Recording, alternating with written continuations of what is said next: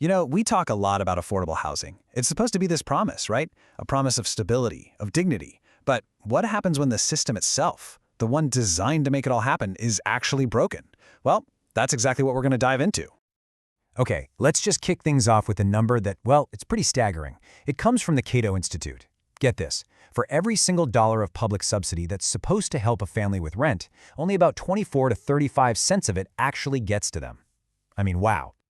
So the big question is, where in the world is the rest of that money going? That's the billion-dollar question, isn't it? And to even begin to answer it, we've got to pull back the curtain on this thing that people are starting to call the affordable housing industrial complex. And right at the heart of it all is this crazy paradox. Some call it subsidized neglect. Think about that. We are pouring billions, literally billions of dollars into a system that, instead of actually helping people, a lot of the time, it just makes the problems it's supposed to solve even worse. So here's the core issue, the fundamental misalignment. What we have is a system that's supposed to create safe, stable homes for people who need them. But instead, it's turned into this giant machine, and its main function seems to be transferring public money, your tax dollars, into the pockets of private investors. So how does this machine even work? Right. To figure this out, you just got to follow the money. And that trail starts with the main engine driving pretty much all affordable housing in the U.S. It's called the Low-Income Housing Tax Credit Program. You'll hear it called LIHTC for short. So what is it? Well, in a nutshell, the government offers these really valuable tax credits to private developers. It's basically a giant carrot, a huge incentive to get these companies to build housing for low-income families. And look, on paper, this sounds fantastic. The government offers the tax credits. Then big investors, corporations, they buy up these credits to slash their own tax bills. This gives a bunch of cash to the developers use that cash to build the housing, and families get a home they can actually afford. It seems like a win-win-win for everyone, right? Well, not so fast. Because here's the reality. Remember that shocking number we started with? This is where it really comes into focus. The huge majority of every single subsidy dollar just leaks out of the system. This policy leakage, as they call it, gets vacuumed up by investors and this whole complicated web of middlemen. And if that wasn't bad enough, the system is just wildly inefficient. The housing that gets built using these tax credits, it costs, on average, a whopping 20% more than typical construction. And you know what that inefficiency does? It opens the door for inflated costs, which lets developers grab even more of that public money. But look, this isn't just about numbers on a spreadsheet or wasted tax dollars. This has a real, devastating human cost. All this inefficiency leads directly to a crisis of neglect for the very people, the very families this program is supposed to be helping. Just take a look at a place called Plaza East in San Francisco. And we're not talking about some ancient, crumbling building here. For over a decade, the people living there have had to put up with conditions that are honestly hard to imagine. Constant sewage overflows, floods because the fire alarms are faulty, floors that are literally sinking, and just infestations everywhere. Bedbugs, cockroaches, mice. This is what subsidized neglect looks like on the ground. And get this, the power dynamic is just awful. When tenants speak up and ask for basic, critical repairs, to live in a safe place, they get threatened with eviction. They're told they're not keeping a clean unit. So systemic failures, like a building-wide pest problem caused by disrepair, get blamed on the residents themselves. It's an incredibly cruel way to dodge responsibility and save money on maintenance. Let's just state a very simple scientific fact. Mold cannot grow without moisture, period. So when you see reports of widespread mold in these buildings, it's not some big mystery. It is a direct result, a direct indictment of a total failure to fix the root problems, like the leaky pipes and bad plumbing that just never get repaired. And the fallout from this broken system, it doesn't stop at the front door of these apartments. It radiates outward, affecting entire communities, leading to more segregation and putting a huge strain on public services. Think about it. It's almost always cheaper for developers to build in neighborhoods that are already low income. So what happens?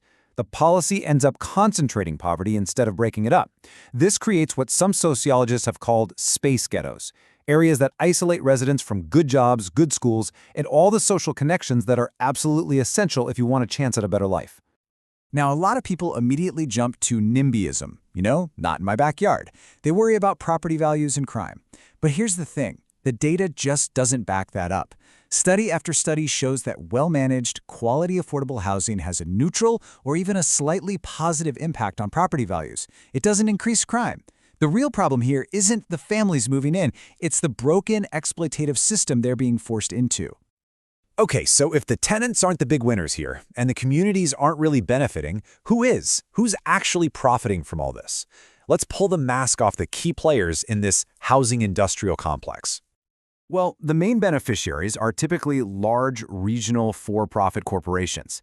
And more, you're seeing massive private equity firms, we're talking giants like Blackstone and Starwood Capital, getting in on the action. And we have to remember, these companies have a legal duty, a fiduciary responsibility to one thing: maximizing profit for the shareholders. And that goal is very often in direct opposition to the public's goal of providing safe, stable, quality housing. I mean, here's the conflict boiled down. The public's goal: long-term affordability and quality homes. The private profit tactic often is to slash maintenance and services to the absolute bare minimum. The public wants stability for tenants. Some private landlords are using algorithmic software to jack up rents as high as the market will bear. We, the public, want accountability, but these firms can wrap their ownership in these super complex limited partnerships, so it's almost impossible to figure out who's actually responsible when things go wrong. Okay, so that's a pretty bleak picture, and it is deeply troubling. But, and this is a big but, it is not hopeless. Not at all. The good news is there are other models out there, proven solutions that actually put people first, not profit. So let's shift gears and look at some real pathways to creating dignified homes. Let's put two models side by side. You have the traditional for-profit model we've been talking about, and then you have a really powerful alternative, the Community Land Trust, or CLT. The goals couldn't be more different. For one, it's all about investor return on investment. For the CLT, it's about one thing: permanent affordability. In a CLT, a nonprofit holds the land in trust forever. This means the homes on that land stay affordable for generations, not just for the 15 or 30 years that a tax credit deal lasts. It completely flips the script on accountability, moving it from some far-off regulator to the community and the residents who actually live there. So this comparison gives us a really clear blueprint for what reform could look like. We could start shifting public money towards permanent affordability models, like community land trusts and co-ops. We could require sustainable design from the get-go, which lowers long-term utility and maintenance costs for everybody. And, this is crucial, we can seriously strengthen oversight of the tax credit program to stop fraud and waste. We can reform zoning to stop concentrating poverty. And we can give local authorities the resources they need to actually stand up to and negotiate with massive developers. These are not pipe dreams. These are real, achievable steps. At the end of the day, it really all boils down to one single fundamental question. What is housing? Is it a public good, something essential for a healthy society, maybe even a human right? Or is it just another private commodity, like stocks or gold, to be traded for maximum profit? Because how we as a society answer that question, that will decide everything. It will determine whether we keep pouring money into this system of subsidized neglect, or if we finally get serious about building a system that delivers on that original promise: a safe, dignified home for everyone.